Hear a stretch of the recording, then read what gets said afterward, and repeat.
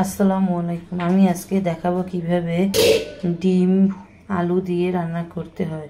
তার জন্য প্রথমে আমি ডিমগুলোকে সিদ্ধ করে নিয়েছি এবং আলুগুলোকে গোল গোল করে কেটে নিয়েছি।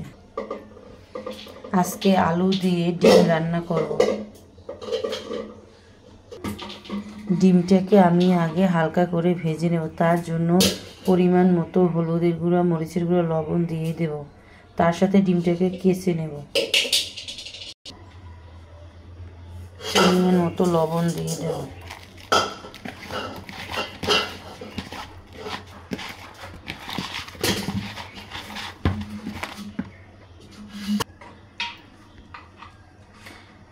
মশলা মাখিয়ে রেখেছি, এখন এটাকে আমি গরম তেলে ভেজে নেব। ডিমগুলোকে দিয়ে দেব। ডিমগুলোকে হালকা করে ভেজে নেব।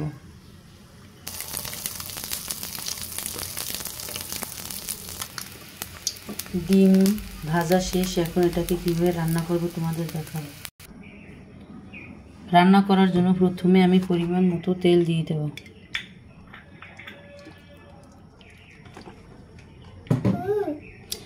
এটাকে ভালো করে গরম করে নেব।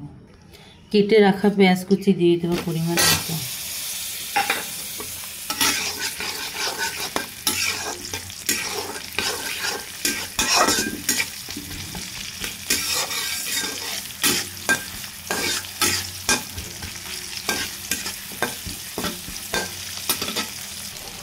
এর ভেতর আমি 2-3টা কাঁচামরিচ দিয়ে দেবো পরিমাণ মতো।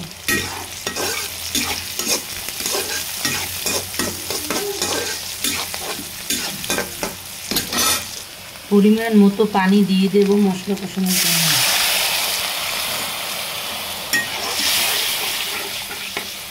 এর ভেতর আমি পরিমাণ মতো হলুদ গুঁড়ো, মরিচ গুঁড়ো দিয়ে দেব, তার সাথে লবণ।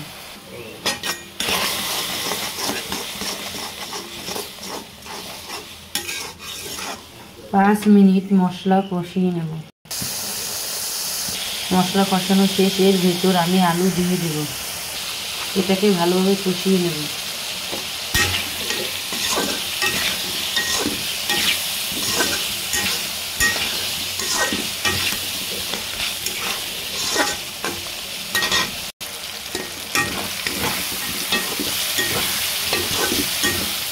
রান্না করার জন্য পরিমাণ মতো পানি দিয়ে দেব। পানিটাকে ভালোভাবে ফুটিয়ে নেব। এখন ডিমগুলোকে দিয়ে দেব। ডিমগুলো দিয়ে দিয়েছি।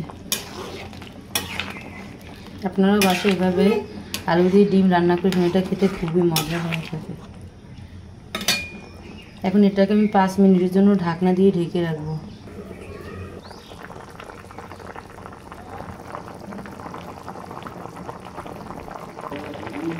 পরিমাণ মতো টালা জিরার গুঁড়ি দিয়ে দেব।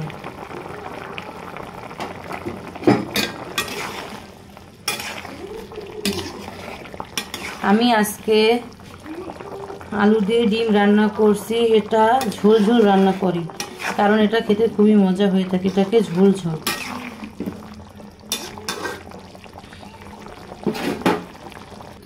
আমার রান্না শেষ, এখন আমি এটাকে বাটিতে নামিয়ে নেব। আমার রান্না শেষ, আপনারাও বাসায় এভাবে রান্না করে খাবেন, এটা খেতে খুবই মজা হয়ে থাকে। আমার রান্না ভালো লাগলে লাইক, কমেন্ট, শেয়ার করে দিবেন এবং চ্যানেলটাকে সাবস্ক্রাইব করে দেবেন। আসসালামু আলাইকুম।